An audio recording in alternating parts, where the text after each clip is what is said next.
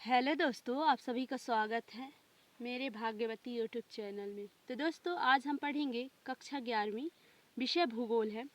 आज का हमारा प्रश्न है, जलप्रपात किसे कहते हैं, चित्र सहित वर्णन कीजिए। दोस्तों, ये प्रश्न 2009 के एग्जाम में आया हुआ प्रश्न है दोस्तों, और जो भी आज हम पढ़ाने वाले हैं आपको, वो अति महत्वपूर्ण प्रश्न है दोस्तों, आपके एग्जाम में ज़रूर आता है, तो आप अच्छे से इसे पढ़ लीजिए।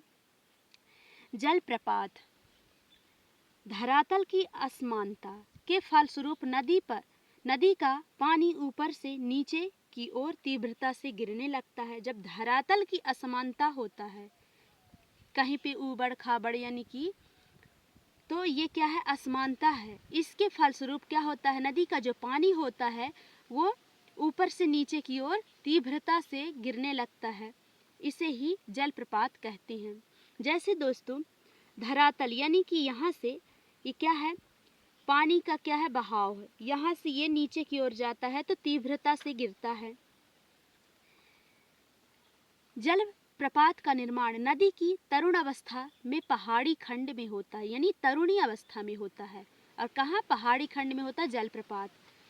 जब नदी के मार्ग में कठोर चट्टान के बाद नीचे की ओर कोमल चट्टान आ जाती है। यानी कि दोस्तों, ये कैसी चट्टान है, ये कठोर चट्टान है, एकदम पक्की चट्टान है, जिससे ये जो जलप्रपात है, पानी का बहाव है, इस चट्टान को आसानी से नहीं काट पाती। इसलिए जो कठोर चट्टान है उसको नहीं काट पाती, और जो कोमल चट्टानें होती हैं यहाँ की, ये कच्ची चट्टानें, इसको पानी आसानी से काट लेती है, कट जाता है। तो यहाँ पे है, जब नदी के मार्ग में कठोर चट्टान के बाद नीचे की ओर कोमल चट्टान आ जाती, यानी कि ये कठोर चट्टान से नीचे की ओर आती है कोमल चट्टान में, तब कोमल चट्टानों को तो वह शीघ्रता से काट लेती है, कोमल चट्टानों को जल्दी से शीघ्रता से काट लेती है, किंतु कड़ी चट्टानों का कटाव कम कर पाती है। यानी कि ये जो कड़ी है, जो ये कठोर चट्टानें हैं, इसका कटाव बहुत कम कर पाती है। फलस्वरूप धरातल में अंतर।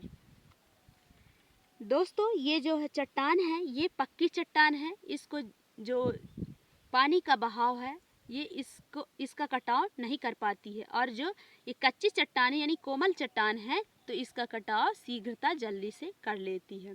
तो धरातल में अंतर पड़ जाता है और नदी का जल ऊपर से नीचे की ओर तीव्रता से गिरता है। इस प्रकार जलप्रपात का निर्माण चट्टानों की कठोरता में भिन्नता के कारण होता है। यानी कि चट्टानों की कठोरता के कारण,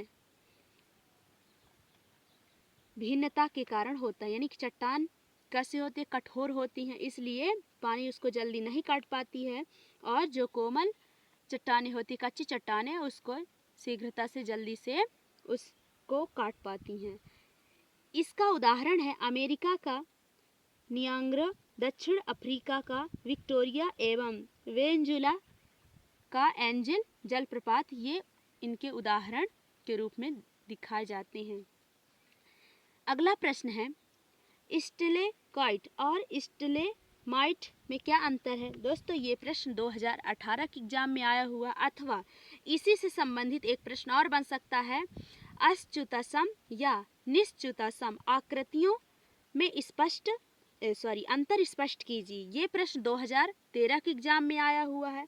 अथवा फिर से एक और प्रश्न बन गया, स्टेलेकॉइट व स्टेलेमाइट में सचित्र अंतर लिखिए। दोस्तों, ये प्रश्न 2011 के एग्जाम में आया हुआ है, तो सोच लीजिए दोस्तों, ये आपके लिए बहुत ही महत्वपूर्ण प्रश्न है, यानी कि इससे रिलेटेड कोई ना कोई प्रश्न जरूर पूछ सकता है। नंबर 1 है अच्युतसम या स्टेलेकॉइट।